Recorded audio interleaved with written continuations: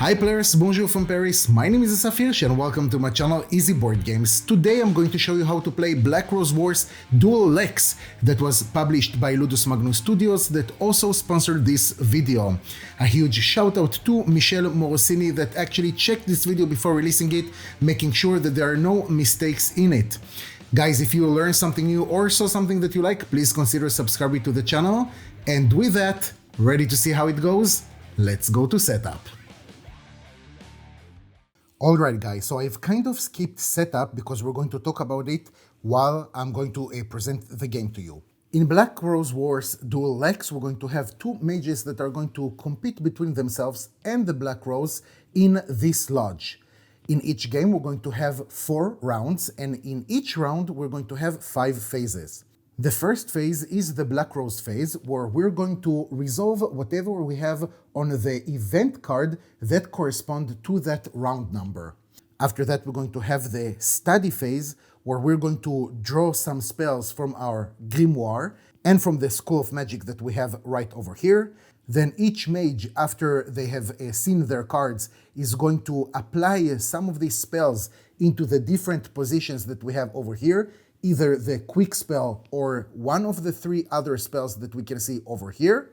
And then we're going to go to the action phase, which is basically the meat and bones of this game, where the different mages are going to either do something that is called a physical action, or they're going to cast one of their spells, or do something that is called momentum. After that, we're going to continue to the evocation phase, which are these figurines that we can see right over here, that the different mages will be able to summon into the lodge.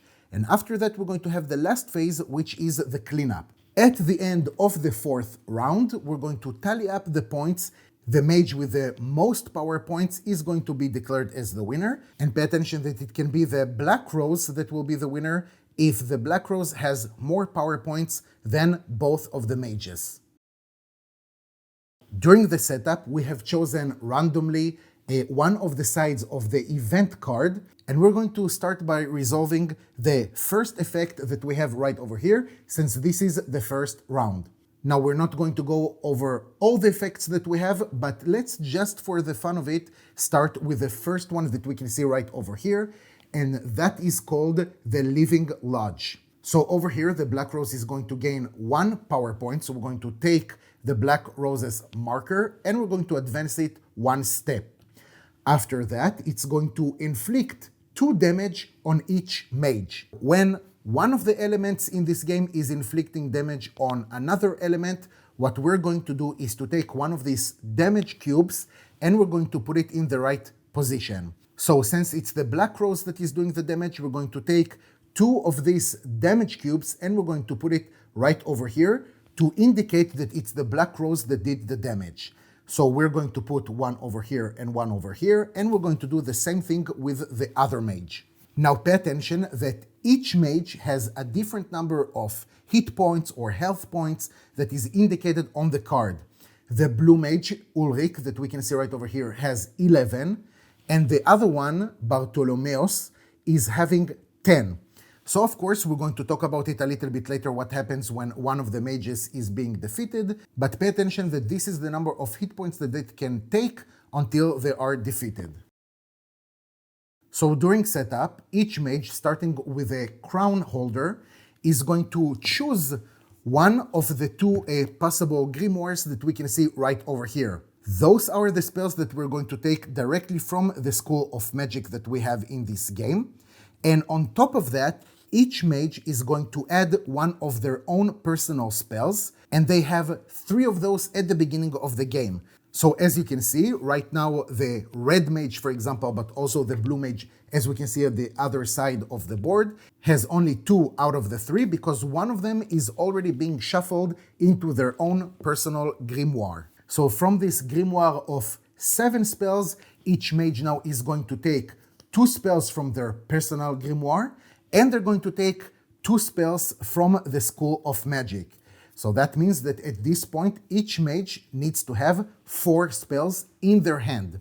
Now again, pay attention that each mage has a limit of how many cards they can have in their hand. For the blue magician right over here, they can have 7, and on the other side they can have 8. Now from these 4 spells that each mage has in their hand, they're going to choose between 2 to 4 spells to put in the different positions of the spells. Now, we're going to have here 4 different positions. One of them is the quick spell, and we're going to talk about it a little bit more in the next phase, which will be the action phase.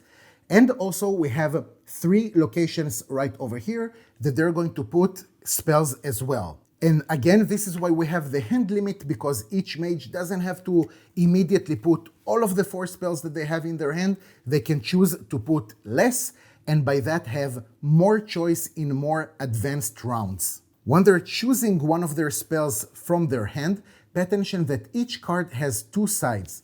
One of them is the white side and the other one is the black side. So if the blue mage, for example, decided to use this spell that is called Tremor, and they've chosen one of the sides, let's say the white side, to put in the quick spell position, they're going to put this card facing down with the side that they have chosen to play later facing them. They're going to put it face down just like this, so when they're going to turn the spell in the next phase, it's going to be the white side that is going to face the other mage. So as we can see, the blue mage has decided to use all of the 4 spells that they had in their hand, while the red player, Mr. Chouette, decided to use only 3. Now, these spells that are now situated over here in these locations are considered to be readied spells. In the action phase, which again, this is the meat and bones of this game, the mages are going to take turns starting with the crown holder, and they're going to perform up to 2 actions in their turn. It can be either a physical action, it can be a momentum, or it can be casting one of the spells. So before we're starting to talk about the different actions that they can take, we can see that we have a particular situation. We can see that both mages are starting their activation in their own cells. In this case, we're going to have a certain restriction, and when a mage begins their activation in a cell, just like we have right now, they must perform either an explore action or a momentum action to get out of their cells.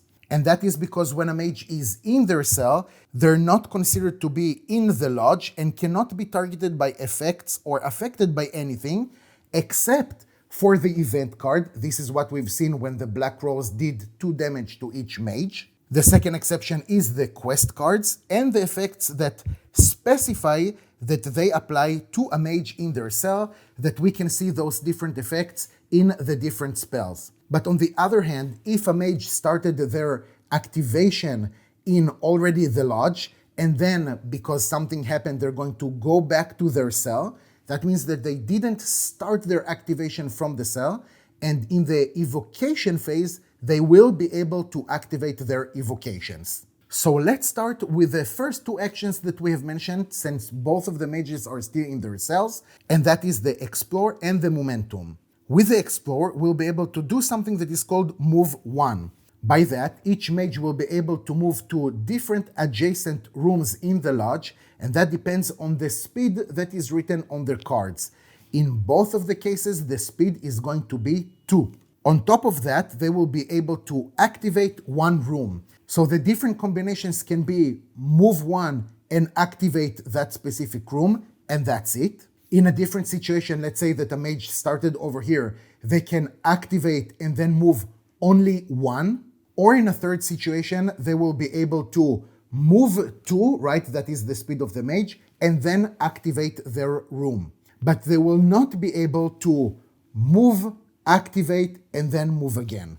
When we're activating a room, basically what we're going to do is just resolve the effect that we can see right over here at the top of each chamber in the lodge. So let's see a few of them, and I think that the rest of it will be really straightforward. Over here in the main chamber of this lodge, we can see that this is something with this iconography that is going to affect the mage that is activating this room. And it says discard 2 ready spells. And that means that we're going to take 2 of our ready spells and we're going to discard them to that mage's memories. And then, if we're doing that, we'll be able to draw one of the forgotten spells that we have prepared over here with the setup. So just as a reminder, at the beginning of the game during setup, we have two forgotten spells, and I can't really say that we're shuffling it, but we're just going to put randomly one on top of the other that will create the deck. Now pay attention that the forgotten spells, once we have used them, we're going to discard them completely from the game, and that is because usually the forgotten spells are extremely, extremely powerful. Over here, if we're going to activate this room, we're going to heal our own mage by 2. So for example, if this mage is going to do that, what they will be able to do is just to take out the 2 damage that the Black Rose has cost them in the earlier phase. Over here, if we're activating this room, we'll be able to move up to 1. So again, one of the adjacent chambers in the lodge. And then you may perform a physical damage against one of the characters. This is what this iconography means, that is situated in the same chamber as you. Now, physical damage, this is something that again we can see right over here on the mage's cards.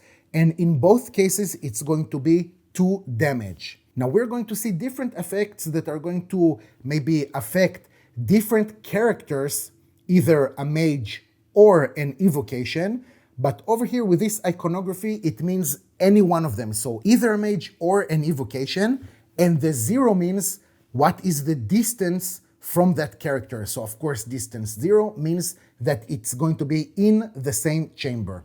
Over here on the other side, we're going to see that we're going to affect an evocation in the distance of 1.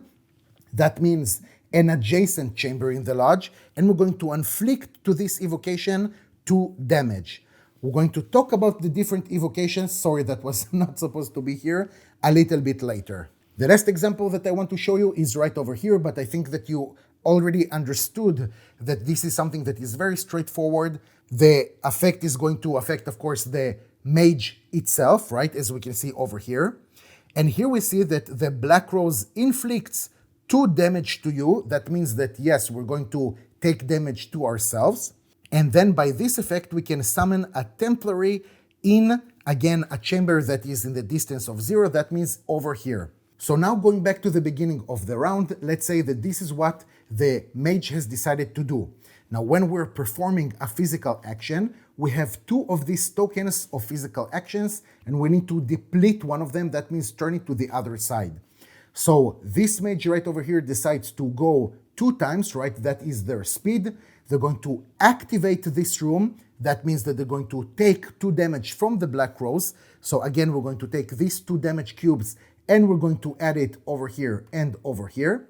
And as a result of that, we'll be able to summon one of these evocations that is called Temporary. When we're summoning an evocation, we're going to take one of the 3 miniatures that we can see over here. Since this is the first one, we're going to take the base with one of these thingies, not so sure how to call it. We're going to attach it just like this, and we're going to place it over here. Again, because it's in a chamber distance of 0, that means in the same chamber. Not only that, we'll need to take this evocation card and place it right over here, since this is our first evocation.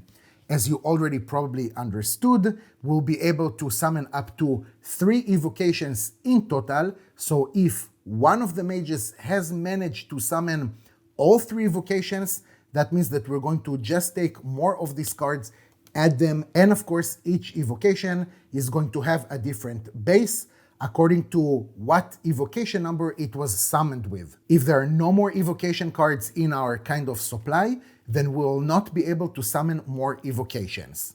The second physical action that we can do is called Fighting. Perform a physical attack on a character that is situated in the same chamber of the lodge.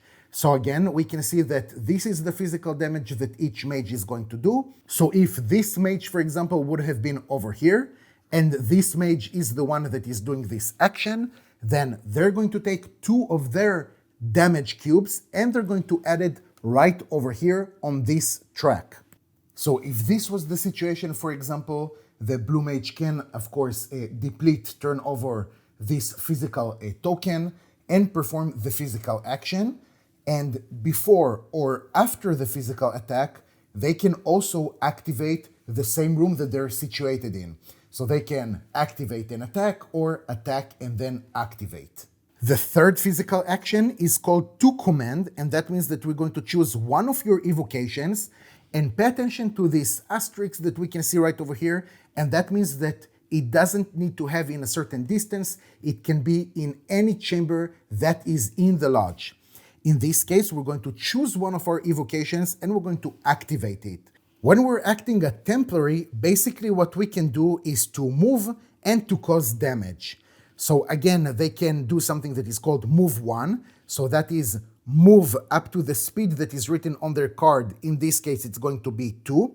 Then they will be able to do a physical damage to another character that is situated in the same chamber as they are. To indicate that damage, we're going to take the damage tokens of the controller of that evocation, and we're going to put it on the other character that we have hit. Now we have here another thing, and that is when the Templary activates, its controller can remove one of their own instability cubes from the same location as the Templary. And if they do that, they will be able to heal themselves one time, and the Templary has +1 for the physical damage until the end of the activation. Now we haven't talked about the instability cubes yet, but we're going to see it a little bit later. So again, in order to do this command, we'll need to deplete one of our own physical tokens. So far, everything that we have seen are considered to be physical actions. Let's talk about the next action that a mage can do, and that is to cast a spell. When a mage wants to cast a spell, they need to choose one of their ready spells and flip it to the other side and execute it. Now pay attention that a mage can choose one of the two possibilities. Either to use their quick spell, doesn't matter when, or they will be able to cast the spell that is in the lowest position of these spells right over here. That means that if we still have spells on the first and second position, we will not be able to cast our spell in the third position. Now, since each mage has 2 actions to perform, pay attention again that they will not be able to cast 2 spells from this side right over here. It will have to be a quick spell and one of the other spells that they have, again, in the lowest position. So let's say that for the second action of the blue mage right over here, they decided to cast this spell right over here. We're going to flip it just like this. Pay attention not to do it like this. We're going to flip it just like this. And we're going to execute the effect that we can see right over here. In this case, this spell is called Imperishable Fate, and it says, the Black Rose inflicts 1 damage to each of your evocations. By that, all of your evocations have +1 to the physical damage. Now pay attention that we have this icon right over here, and we can see that we have a few of these tokens right over here. Since this is the first effect that we have, what we're going to do is to, first of all, take 1 damage, and since it's the Black Rose that did this damage, we're going to take one of the damage cubes of the Black Rose, and we're going to place it right over here on the evocation card. And on top of that, we're going to take token number 1, and we're going to place it right over here to indicate that now all of our evocations have +1 to their physical damage. So from 2, they're going to have 3. Now, since the blue mage has finished their turn, right, they did 2 actions, we're going to move to the red mage, which is Mr. Chouette right over here. The last action that we haven't talked about is called Momentum. This is one of the 2 actions, if you remember, that a mage has to do if they're starting their activation from their cell. The mage is going to choose one of their ready spells, so again, one of these spells right over here. They're going to discard it to their memories, which is what we can see right over here or on the other side for the blue mage, and they will be able to move 1. Now pay attention that with this momentum, the mage will only be able to move to 1 adjacent room. So let's say that the red mage understands that this spell, for example, is not going to help them too much. What they're going to do is just discard it into their memories, and by that they will be able to move to 1 adjacent room. For our example, let's say that the red mage decides that they want to go over here. Now, this is not considered to be one of the physical actions, so now as their second action, the red mage decides to cast their quick spell. So what they need to do is to, again, flip it to the other side just like this, and resolve the effect that we see right over here. This spell, that is called Tremor, says place 2 instability. So what we're going to do right now, we're going to take 2 of these instability cubes that you already understood can be called either instability or damage, and they're going to place it in the leftmost available space at the bottom part of that chamber. So it's going to be 1 over here and 1 over here. These instability cubes are going to come into play a little bit later. Now, again, we're just going to continue turn after turn until both mages cannot do any more actions. In play order, so again, starting with the crown holder, each mage choose one of their evocations that has not been activated during this phase. That evocation can activate. This continues until each evocation in the lodge have been activated. So pay attention that if in the action phase we have activated as a result of one of the effects on the spells, if we're activating our evocation, we're not going to tap by 90 degrees the evocation card. But now, in the evocation phase, we are going to do that. So since it's only the blue player that has evocations in the lodge, they're going to activate their evocation. So they're going to tap it 90 degrees, and now they're going to activate. So this evocation, again, we can see that has the parameters over here. They're going to move 1, 2, right? That is their speed. And now they're going to do physical damage to the red mage.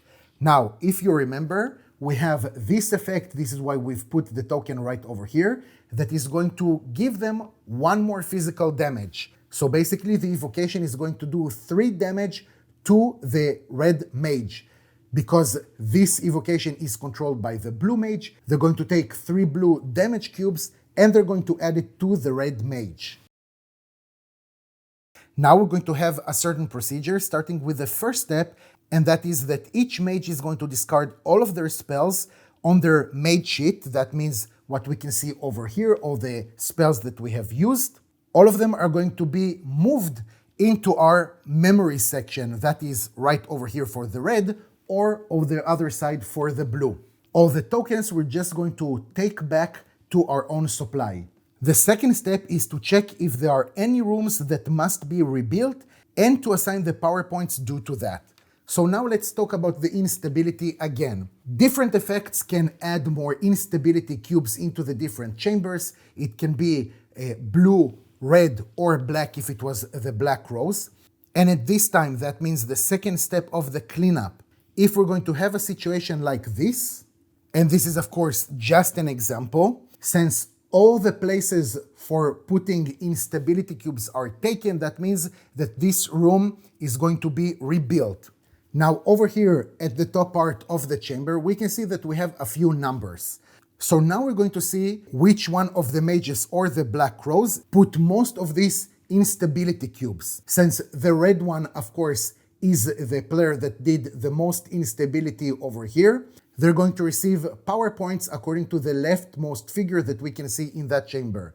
In our case, it means that the red player is going to receive 4 power points. So from 0, we're going to take the token and they're going to put it on 4. The next entity that did the most instability, so in our case it's going to be the blue mage, is going to receive the one that is in the middle.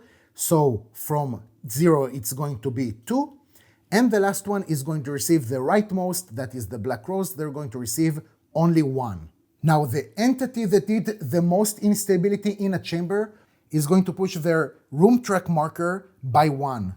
So this is the thing that we can see right over here with these icons. This is for the black rose.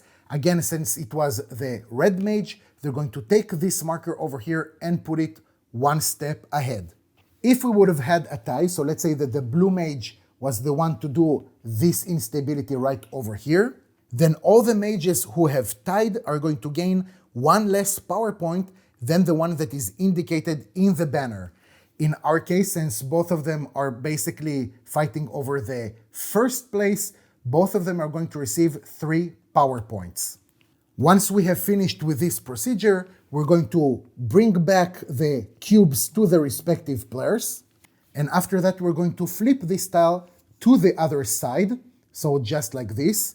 Then we're going to look for their respective token that we can see right over here. In our case, it's going to be the Crusader's Summoner Room. So we're going to place it just like this.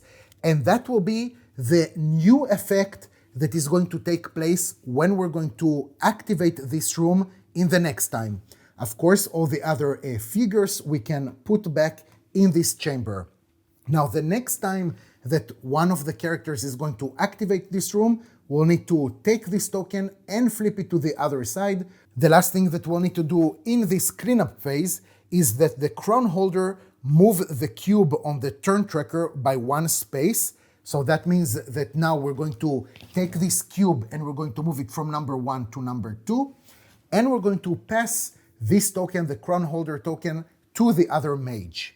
Once we have finished the cleanup phase, we're going to start a new round. And of course, in the first phase, the Black Rose phase, we're going to resolve now the second effect that we have on the event card.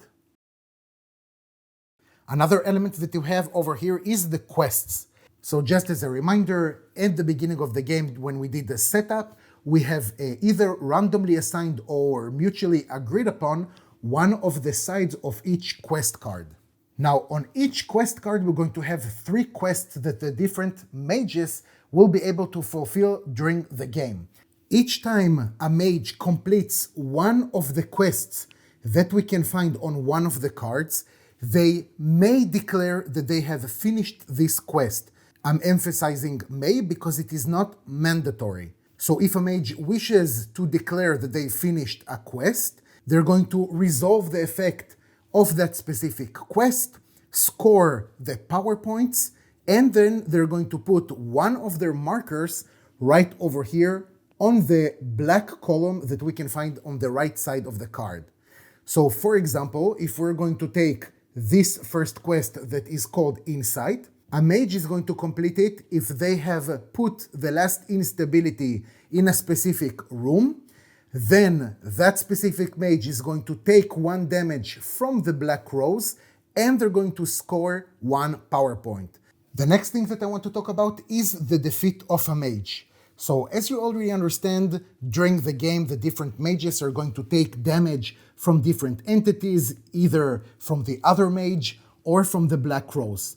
Now, just as a reminder, each mage has a certain amount of hit points that they will be able to take before being defeated.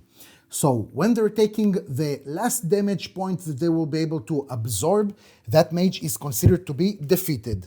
Now, if the spell, for example, that one of the mages has cast inflicted that last damage, we're going to resolve that card just until the period that we have of that sentence. Then we're going to kind of interrupt that card. We're going to, first of all, resolve that defeat of the mage, and then we're going to continue resolve whatever we had on that card. Now, the figurine of the mage that was defeated is going to go back to their cell, and the power points that are being granted when you're defeating a mage are going to be distributed according to a certain parameter. So 3 power points are going to whomever inflicted the most damage, and 1 power point to whomever inflicted at least 1 damage. So over here, it's obvious that it's the blue mage that inflicted more damage, right? We have 6 versus 5. So the blue player is going to advance their token, the power point token, 5 times from 2 to 7. And since the Black Rose did at least 1 damage, they're going to advance only once. If we would have had a tie over here, so if this was the situation, both of the entities, the Blue Mage and the Black Rose, would have received 2 power points. And if it was only one entity that did all of the damage, then that entity, again, either the Mage or the Black Rose, would have received 4 power points. In any case, the last entity that caused the last damage point is going to advance in their trophy track 1 step ahead. The trophy track is what we can see right over here for the blue, for the red, or for the Black Rose. So over here, since it was the blue mage, they're going to take this tracker and going to advance it one time. After that, all the damage cubes that we can see over here are going to be brought back to their owners. One last thing that I want to talk about, and that regards to the evocations, are the evocations upgrades. So beyond the evocation cards that we have right over here, we have two possible upgrades that we can see with the different cards. Now, each evocation will be able to have only one of these upgrades. So if at some point we already have one upgrade for an evocation, and now as a result of an effect we can have another upgrade, we need to choose either we're going to leave this upgrade as is, or we're going to change it with the other upgrade. If there are no upgrade cards in the deck, then of course we will not be able to take that specific upgrade. Now at the third step of the cleanup phase, if this marker would have been already on number 4, that means that we have finished the 4 rounds of this game, and now we're going to go to the end of the game tally. So now we're going to see how many power points each mage or the Black Rose has accumulated during the game itself, and to that we're going to add a few things. First of all, we're going to add according to the trophies, so whomever has the most advanced track of the trophies is going to receive 3 power points. Now we can see that we have a tie between the blue mage and the red mage, and that means that both of them are going to receive only 2 power points.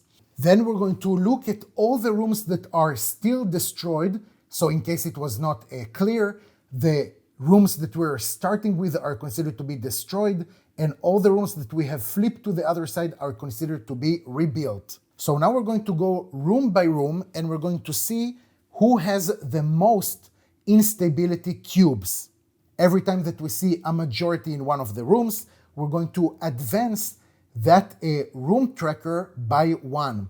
So just for the example, let's say that we have finished the game like this, then the blue player is going to advance their room marker by 1. If we have a tie, and given that the Black Rose has at least 1 instability in a room, then it's going to be the Black Rose that is going to advance on their track. And after that, the entity that is most advanced on the room track is going to receive 3 power points. And if we have a tie, then all of the players that are tied for the highest place are going to receive 2 power points. The last thing that we're going to add is how many quests we have that remained unresolved. In this case, each time that we have a quest that was not resolved, it will be the Black Rose that will score those power points. So of course this is a little bit of an imaginary scenario, but just for the example, let's say that this is how the game has ended, then the Black Rose now is going to score 3 power points from this quest card, right? Because this quest has been completed. And from this quest card, the Black Rose is going to score 7 power points. Now, if it was one of the mages that has the most power points, they're going to be considered as the winners, and they will be declared as the new Grand Magister of the Lodge. If there is a tie between the players, then it's the Black Rose that is going to be the winner, and if the Black Rose has the most power points, then the Black Rose has won the game, and both of the players have lost. And that's it, you guys. Thank you so much for sticking around. I hope that you learned something new or saw something that you like. Take care, and I'll see you next time.